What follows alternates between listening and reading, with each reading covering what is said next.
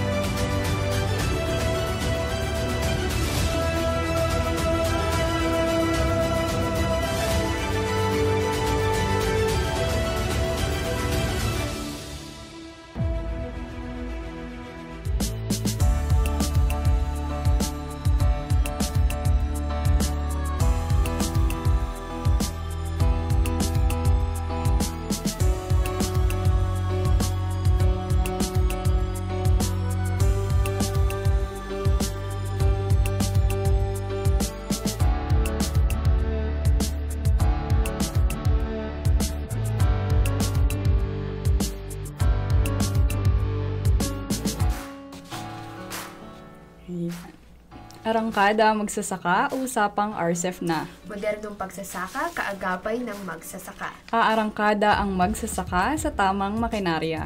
Isang magandang araw at ani po sa ating mga tagapakinig at sa mga nakatutok ngayon sa ating live via Radyo Agri 90.1 FM Facebook page. Welcome po sa Usapang RCEF. Ako po si Pia. At ako naman po si Gian. Kami po ang inyong makakasama at makakakwentuhan tuwing Miyerkules at Biyernes, 10 a.m. to 11 a.m. Ayan. So, bago po tayo mag-umpisa, babatiin po muna namin ang aming mga butihing direktor. Director 4, Sir Dionisio G. Alvilla. Director 3, si Sir Joel V. Dator. Ang ACD Chief and Interim Director for Extension Support, Education and Training Services na si Sir Elijah Davalos. Ang BPED Chief and Interim Head ng Coconut Trust Fund Facility Management and Operations Divisions na si Sir Andres Tuates Jr.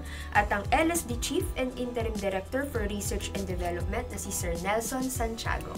Binabati rin po namin sina Sir Jet Molek Subaba, Section Head po ng ACD Steeps, at kay Ma'am Bess G.S. Magararo, Section Head naman po ng ACD Steeds. At syempre, isang mainit na pagbati rin po sa lahat ng mga empleyadong naririto at nakikinig, sa mga naka-field work po at sa mga magigiting po natin na security guards, sa atin pong mga driver na kasalukuyang nasa travel, ay naway mag-ingat po tayong lahat. At yan, syempre, at manatili pong ligtas. Ayan. Ngayong araw po, November 19 ay ginugunita ang International Men's Day o IMD sa buong mundo. Sa araw na ito ay taon-taon po na kinikilala ang contribution at positive values na patuloy na nagiging ambag ng mga kalalakihan sa personal na buhay, pamilya, komunidad at bansa. Binibigyan din po nito ang pagiging huwaran ng kalalakihan sa bawat estado ng pamumuhay, maging ang patuloy na pagbibigay ng awareness na mapangalagaan po ang kanilang well-being. Ngayong taon po ay nakasentro ang pagdiriwang sa temang Celebrating Men and Boys. Ayan. So sa bagong usapang RCEF, tampok ang mas pinagyamang talakayan tungkol sa RCEF Mechanization Program ng PhilMec. Mula po ito sa layunin, requirements at teknolohiyang ipinapamahagi hanggang benepisyo at ambag nito sa pagpapabuti ng produktibidad at competitiveness ng agrikultura. Sa huling episode po ng Usapang RCEF ay pinag-usapan po natin ang pagpapatuyo ng palay sa tamang paraan kasama si Engineer Mark Bernard Vidad mula sa Technology Management and Training Division ng ating ahensya, Philippine Center for Post-Harvest Development and Mechanization. Kaya kung na-miss nyo po ang mga previous episode ay maaari nyo po itong balikan at panoorin sa YouTube channel ng Radio Agri 90.1 FM PhilMec.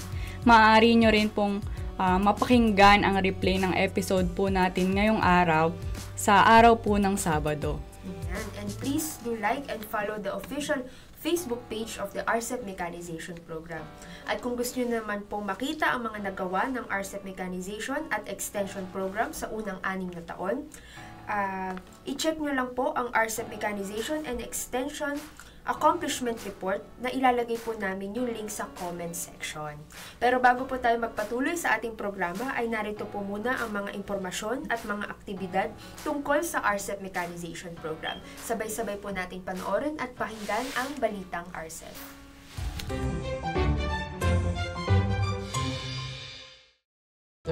FCAs lumahok sa technical briefing. Umabot sa 35 na FCAs ang lumahok sa 4 na batches ng technical briefing na isinagawa ng TMTD noong November 4 to 12. Tinalakay sa briefing ang operation at maintenance ng 4-wheel drive tractor at combine harvester na dinaluhan ng mga benepisyaryo ng RCEP program mula sa mga probinsya ng Tarlac, Cagayan, Agusan del Sur at Surigao del Sur.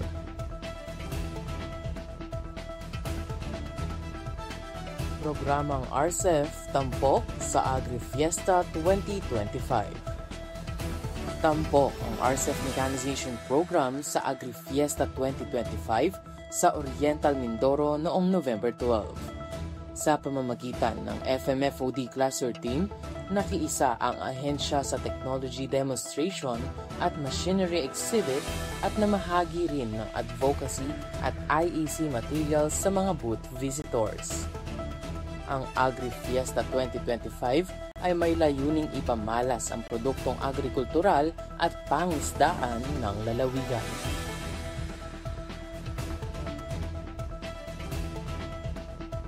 Filmec nagbahagi ng kaalaman sa Nueva Ecija ABEs. Nagbahagi ng kaalaman ang Filmec patungkol sa Post-Harvest Engineering and Technology noong November 13 sa Palayan City, Nueva Ecija. Layunin ng aktibidad na i-update ang technical na kaalaman ng mga Agricultural at Biosystems Engineers o ABEs ng lalawigan sa larangan ng modernized at digital farming.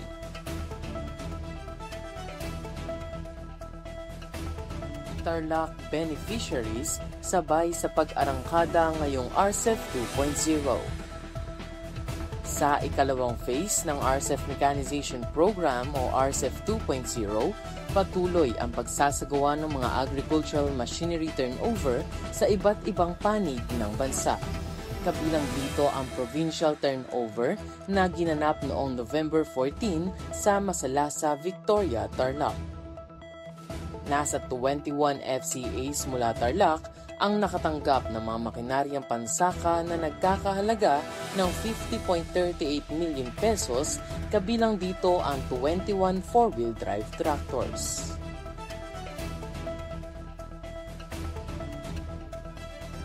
Filmec lumahok sa 11th Palayan City Farmers Congress.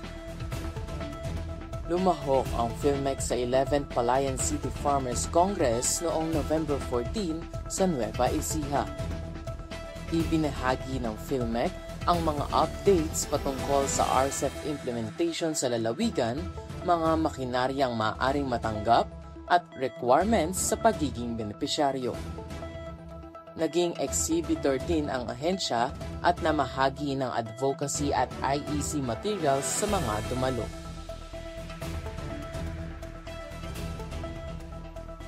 Isabela, nakatanggap ng RPS-2 at RCEF machines.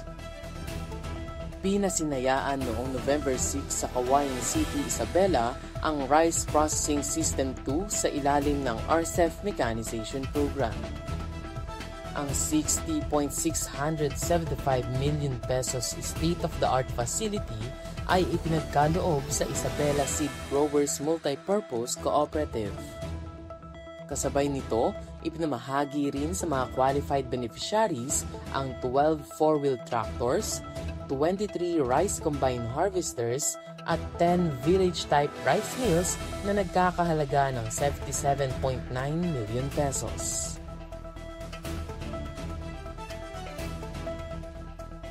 ₱21 FCAs sumailalim sa Farm Machinery Enterprise Orientation.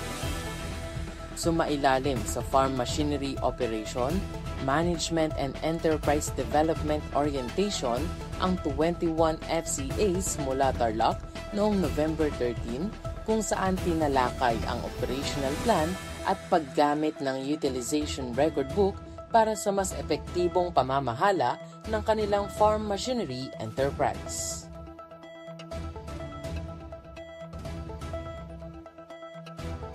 Technology demo ng Rice Combine Harvester isinagawa.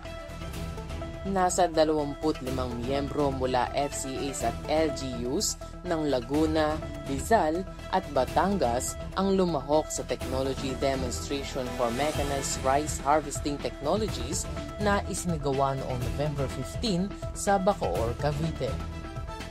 Nagkaroon ng discussion at hands-on session sa naturang aktibidad upang mahasa ang kaalaman ng mga kalahok tungkol sa paggamit ng Rice Combine Harvester.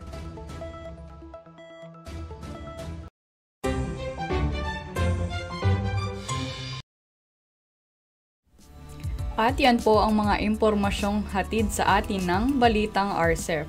Para po sa karagdagang update sa RCEF Mechanization Program ay bisitahin lamang po ang Facebook page ng DA Philmec o ang website ng RCEF Mechanization Program sa www.rcef.philmec.gov.ph. Ayan, ngayong episode po ay makakasama po natin si Engineer Wella Rose G. Matic, ang Science Research Specialist 1 mula sa Technology Management and Training Division o TMTD ng ating ahensya dito po sa Philmec. Ibabahagi sa atin ni Engineer Wella ang mga impormasyon sa paggamit ng rice milling. Ayan, magandang araw po, Engineer Wella. Good morning po. Ayan, syempre, good morning din sa ating mga nakikinig sa radyo and sa mga nanonood sa live natin sa Facebook. And shout out ko na rin po yung aming division, especially yung TMTD RCEF, and advance happy birthday daw po sa aming cluster head na si Kuya Mario Pasco. Ayan. Hintayin po namin ice cream. Nagpa-ice cream.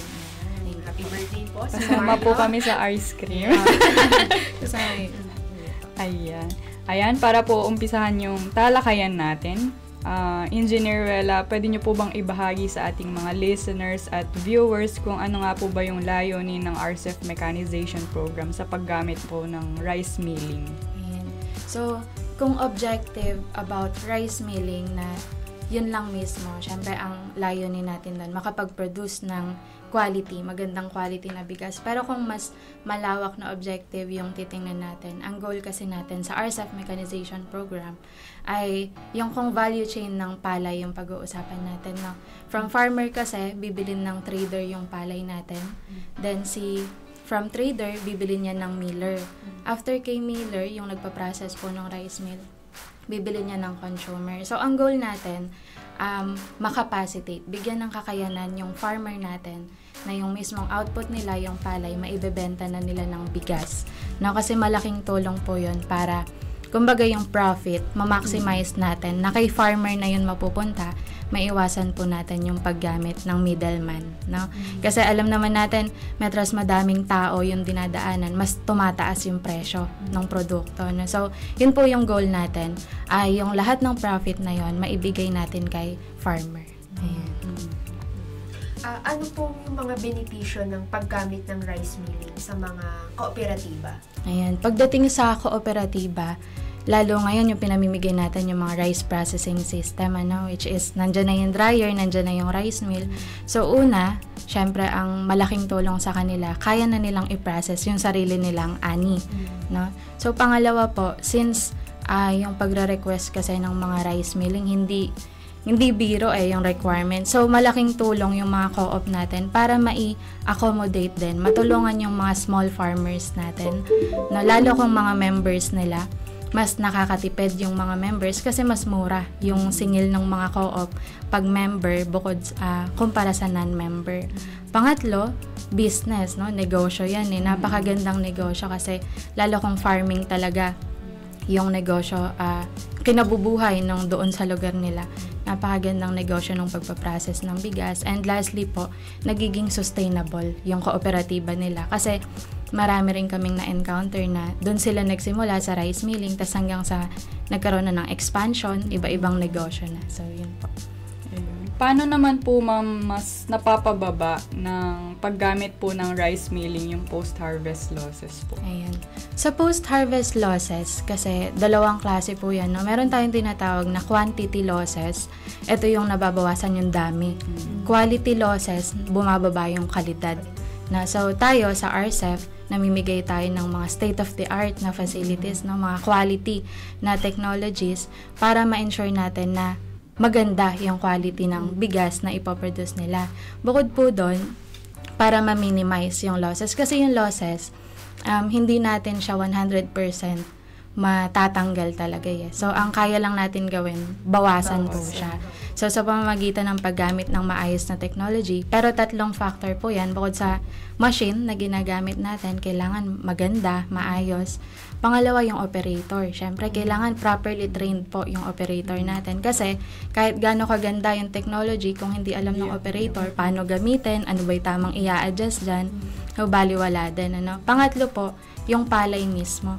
Kasi kahit gaano ka high-tech yung technology, kahit gaano kagaling yung operator, kung yung palay mismo na ipinasok sa rice mill ay nabubulok na o kaya medyo nagde-deteriorate na nga, hirap na po tayong pagandahin din yung quality ng palay natin. So, yun po yung 3 factor na nakaka-apekto para maiwasan natin yung sobrang laking losses pagdating sa milling. Kumbaga, talaga partner, no? Parang, siya talaga, maraming factors Yes, na kailangan i-consider. Tsaka, before milling, dapat from land prep to harvesting, talagang dapat yung maayos na. Yes, po talaga. So, kumbaga, hindi lang si milling yung magsasalba. Yes, opo. Tama. Lahat talaga. Pero syempre po, ang mahalaga dito, ang nakaka-benefit dito ay yung mga magsasaka po din. Ayan, mga ka-Radyo Agri. Sana po ay nakapag-take down notes kayo tungkol sa rice milling.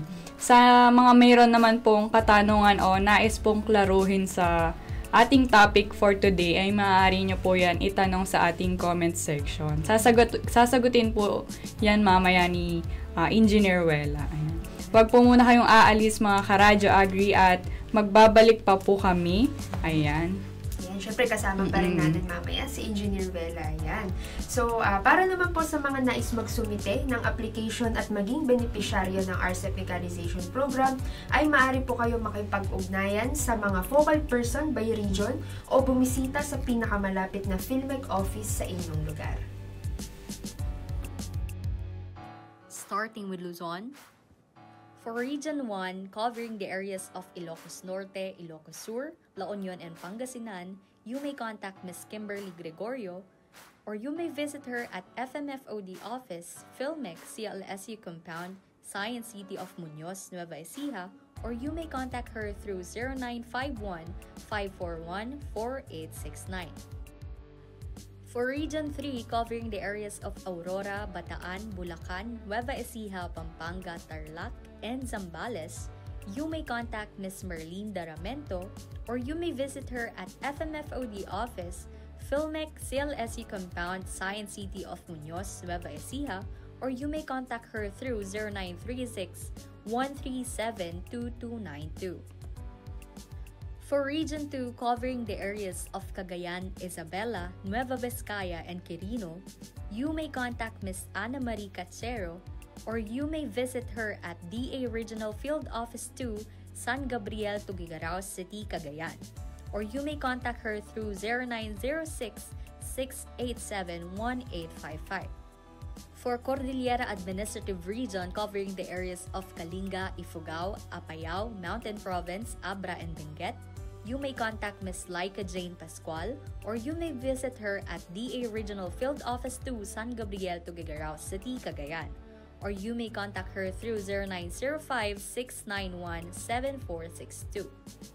For Region 4A, covering the areas of Quezon City, Laguna, and Cavite, you may contact Ms. Josephine Valdez, or you may visit her at DA Regional Field Office 4A, DPI Compound, Quezon City, Metro Manila, or you may contact her through 0977-822-9420. For Region 4B, covering the areas of Oriental Mindoro, Occidental Mindoro, and Palawan, you may contact Mr. Kenneth Calderon or you may visit him at FMFOD Office Philmec CLSC Compound, Science City of Muñoz, Nueva Ecija, or you may contact him through 0906-841-4917. For Region 5, covering the areas of Albay, Camarines Sur, Camarines Norte, Catanduanes, Masbate, and Sorsogon, you may contact Mr. Joseph Corporal Jr. or you may visit him at DA Regional Field Office 5, Pili, Camarines Sur, or you may contact him through 0950-984-4402. For Visayas, for Region 6, covering the areas of Aklan, Guimaras, Antique, and Capiz, you may contact Ms. Sandra Marie Haro or you may visit her at Villar Sipag Farm School, Barangay San Jose, San Miguel, Iloilo, or you may contact her through 0910-745-7136. For Negros Island Region, covering the areas of Negros Occidental, Negros Oriental, and Siquijor, you may contact Mr. Rojan John Flores or you may visit him at Villar Sipag Farm School, Barangay San Jose, San Miguel, Iloilo, or you may contact him through 0961-204-4911. For Region 7, covering the areas of Cebu and Bohol, you may contact Mr. Raimundo Jimenez or you may visit him at Bohol Agricultural Promotion Center, Dao, Tagbiliran City, Bohol, or you may contact him through 0928-779-6220 or 0965-837-1758. For Region 8, covering the areas of Leyte, Southern Leyte, Biliran, Western Samar, Eastern or Northern Samar, you may contact Mr. Aben Noble or you may visit him at PRTMDC AES Compound, Barangay Balencisayaw, Abuyog, Leyte, or you may contact him through 0965-360-8692. For Mindanao, for Region 9, covering the areas of Zamboanga Sibugay, Zamboanga del Sur, and Zamboanga del Norte, you may contact Ms. Aisha Sulampid or you may visit her at DA Regional Field Office 9, Linienza, Pagadian City, or you may contact her through 0997-761-6579 or 0948-559-2282. For Region 10, covering the areas of Bukidnon, Lanao del Norte, Misamis Occidental, Misamis Oriental, Camiguin, and Cagayan de Oro City, you may contact Mr. John Ray Liaban or you may visit him at DANMA CLRC, Dalwangan, Malaybalay City, Bukidnon, or you may contact him through 0931-818-0358. For Region 13, covering the areas of Agusan del Norte, Agusan del Sur, and Surigao del Sur, you may contact Ms. Jingle Paloma or you may visit her at DA Caraga PEEDMO Building, Capital Site, Butuan City, or you may contact her through 0938-321-1477. For Region 11, covering the areas of Davao City, Davao del Norte, Davao de Oro, Davao Oriental, Davao del Sur, and Davao Occidental Sur, you may contact Ms. Hazel Venabista or you may visit her at PRTMDC 11, Darcis Compound, Manambulan, Tugbok District, Davao City, or you may contact her through 0919-799-2413. For Region 12, covering the areas of Cotabato, Sarangani, South Cotabato, and Sultan Kudarat, you may contact Mr. John Ryan Modio or you may visit him at Philmec 12 Office, DA Regional Field Office 12, Annex Zone 3, Poblacion, Coronadal City, or you may contact him through 0956-724-1821. For BARM, covering the areas of Maguindanao del Sur, Maguindanao del Norte, and Lanao del Sur, you may contact Mr. Khalid Sangkakala or you may visit him at Office of the Engineering Division, Mafar, BARM, Bangsamoro Government Center, Cotabato City, or you may contact him through 0930-346-8740.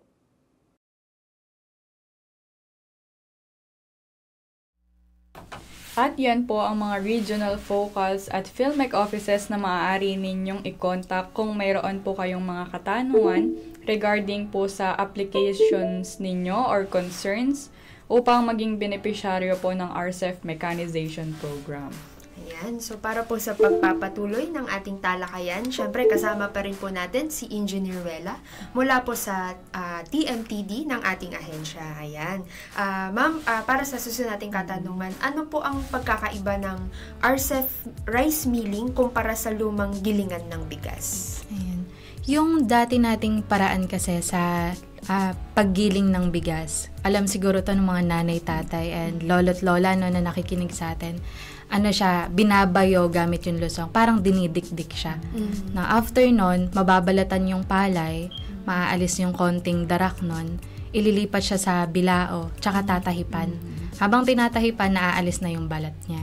Ganun, tsaka kaya natin na ihihiwalay yung bigas. Pero sa paraan natin ngayon, yung binibigay natin nga ng mga state-of-the-art na facilities na rice mill, and very high-tech na. Talagang, for example na lang, yung color sorter. Bago pala yung color sorter, yung mga rice mill kasi na pinamimigay natin ngayon, less aggressive siya. Kumbaga dahan-dahan talaga yung proseso. Hindi obligado mabalatan agad yan o mapaputi agad. Kaya yun din yung paraan kung bakit nami-minimize natin yung losses o kaya naiwasan nating durog yung mga bigas. No?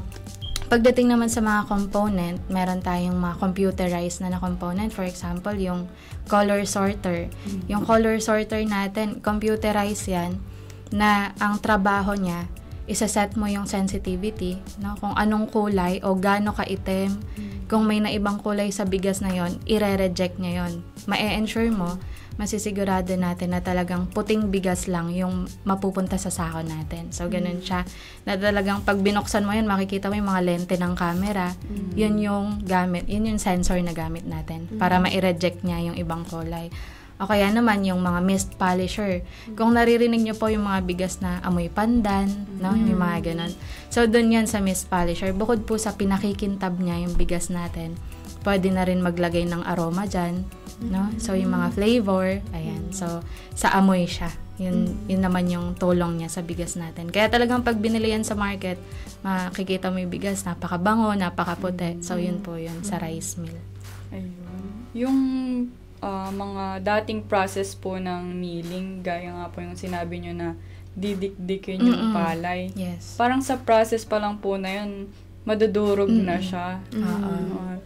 Yun yung naiwasan natin nung minecanize na natin yung milling. Tsaka yung din sa mga laborers, syempre, Yes, no? kailangan natin mag-hire po ng laborers na marami. Parang dun din sa part na yun, ang laking tipid. Trabaho din, no? Laking time din nung masisave. Apo.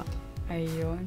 Ano naman po, ma'am, yung mga karaniwang pagkakamali po ng mga operator or mga cooperative sa proseso po ng paggigiling ng palay?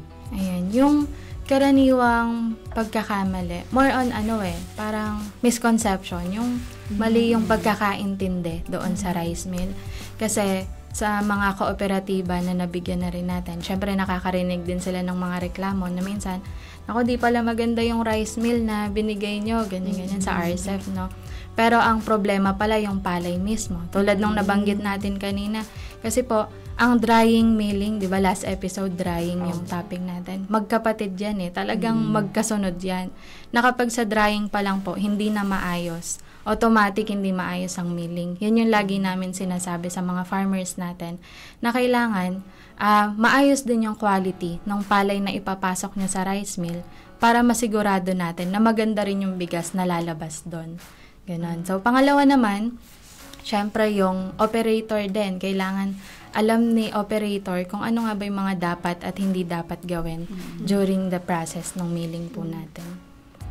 Ayun. Ma'am, nabasa ko po sa mga previews na pinopost natin sa Facebook na parang ang sabi niya, ma'am, is mas gusto daw nila yung pagka-dry ng palay compare sa paggamit ng ang tawag dito, ng mechanized na drying. May effect po ba if mechanized na drying yung gagamitin sa palay po na idadry?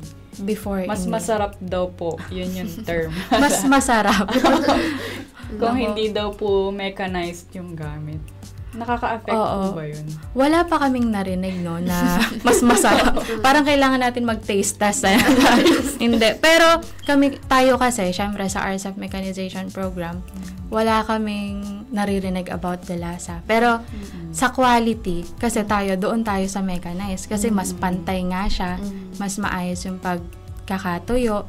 No? Kaya pagka nilagay na yan sa rice mill, mas maayos din po yung output. Pero sa lasa, wala pa kami. Oo, wala pa kaming narinig. Ma'am, last question po. Ano yung mga hakbang po na dapat gawin upang mapanatili yung kahusayan at mahabang buhay ng kanilang rice mill sa mga cooperative po natin? Ayan.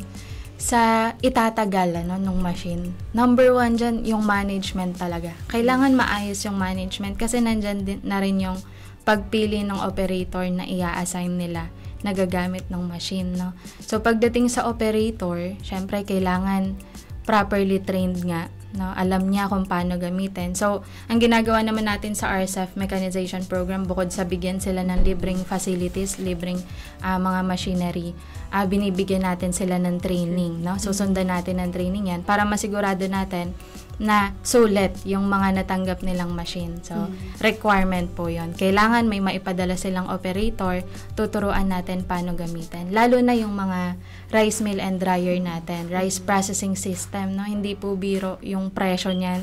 No? Nakakatakot i-operate nang hindi trained yung mga operator na i-assign. And syempre, bilang operator, napakalaki ng role nila. Hindi lang naman yan basta gamitin mo. No? Before operation, during operation, tsaka post-operation, may role yung operator no? Kailangan ma-maintain niya ng maayos. Ang lagi namin sinasabi, kapag operator ka, hindi ka basta marunong lang gumamit, kailangan magaling ka mag-alaga, no? Kasi sa mga co-op po natin, naibigay na ng libre yung machine. Ang counterpart na lang natin dyan, alagaan yung binigay sa atin. Kasi tulong din yun Marami kaming na-encounter din na binigyan lang ng 1 o 2 machine na parami na nila. No? Kasi nagtagal yung machine, nagamit ng maayos. Na-maintain nila ng maayos. Kasi kahit anong ganda ng machine, kahit gaano ka quality, state of the art yan, pag po hindi marunong mag-alaga yung gagamit, baliwala, hindi rin siya magtatagal. So, yun yung lagi naming ako mag-advise sa mga operators, farmers na tinetrain po natin. May dagdag ka pa bang katanungan?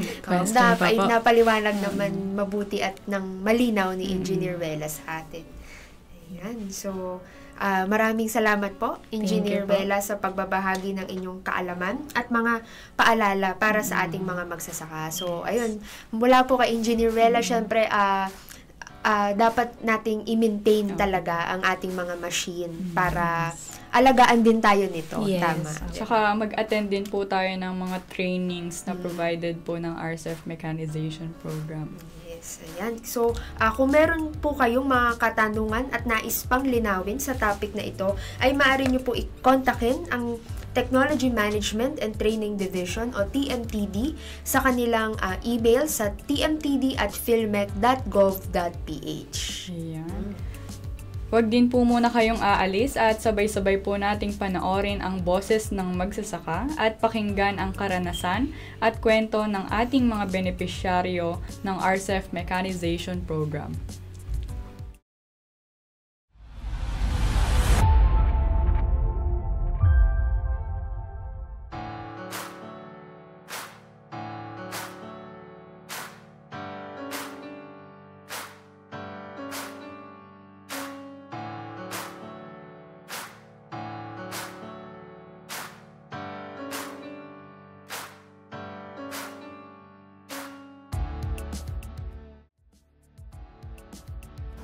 Good morning po sa lahat. Ako po si Mr. Valentino E. Alas, Chairman po ng SB Mex Farmers Association Incorporated ng Mexico, Pampanga. Sa totoo lang, talagang malaki ang may tutulong nito. Kasi kami mga farmers, ipupunla mo yung palay, itatanim mo, pagkatapos pagka namunga, problema mo kung paano i-harvest. Ngayon, sa oras ng pag-harvest, wala kang makuha harvester, tapos sumama ang panahon, wala na, lugi ka na. Kung yung tinatawag na price ng malaki din ang binababa. Kunyari, kukuha ka ng 10 manggagapas. Gagapasin na ng 2 araw. Magkano ang isang manggagapas? Let's say 600 per day. 10, 6,000, 12,000. Kaya kung meron kaming harvester na ganito, anytime, pwede kaming magpa-harvest sa gusto namin.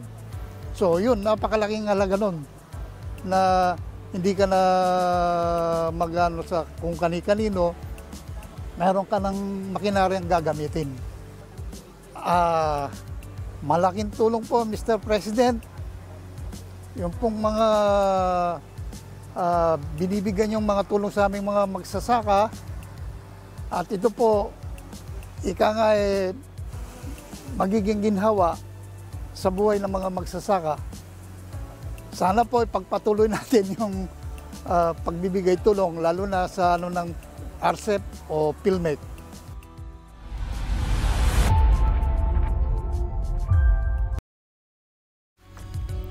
At yan po ang ating mga beneficiaries na nakatanggap ng makinarya mula sa Pampanga. Naway makatulong po ang mga makinaryang ito upang tumaas ang inyong ani at kita. Ayan. Baka, Engineer Wela, meron pa po kayong nais idagdag na information or mga announcement po? Ayan, sige. Sa mga RCEF beneficiary naman po natin, kumbaga, rest assured naman na lahat ng nakatanggap ng machine, talagang matitrain po sila. Pero kung may iba pa tayong beneficiary na gustong magpa-train pa ulit, pwede naman po yun, basta i-contact nila, siguro mas accessible yung mga provincial focal nila na naka-assign sa lugar nila. Tapos, yung mga focal from cluster po natin, sila naman yung mag-forward po sa amin. Bibigay yung details kung anong training, saang lugar po yon, i-accommodate po naman po natin. So, yan. Request lang po sila ng training kapag kailangan. Ayan. At dito po nagtatapos ang episode natin tungkol sa impormasyon sa paggamit ng rice milling. Maraming salamat din po kay Engineer Wela Rose G. Matic mula sa Technology Management and Training Division ng ating ahensya, Philippine Center for Post-Harvest Development and Mechanization. Yan, maraming salamat din po sa lahat ng mga nakinig at tumutok sa episode natin ngayon. Lagi po sana kayong tumutok, makinig at maging updated sa RCEP Mechanization Program. Hanggang sa susunod po, ako pong wali si Gian. At ako naman po si Pia. Laging tatandaan na sa RCEP Mechanization Program ng PhilMec, may makinarya kang maaasahan. Ito ang usapang RCEF, modernong pagsasaka, kaagapay ng magsasaka. Aarangkada ang magsasaka sa tamang makinarya. Ka-RCEP, laging maging updated dito sa Radio Agri 90.1 FM PhilMec. We are located at AFMIC Earn Building, PhilMec Main Office, Science City of Muñoz, Nueva Ecija. Like and follow us on Facebook and YouTube via Radio Agri 90.1 FM PhilMec. We're also on X at Radio Agri 901 FM and on Instagram at Radio Agri 90.1 FM. May tanong o komento? Text o tawag lang sa 0962-119-7445. Radio Agri 90.1 FM PhilMec. Kasaganaan para sa bayan.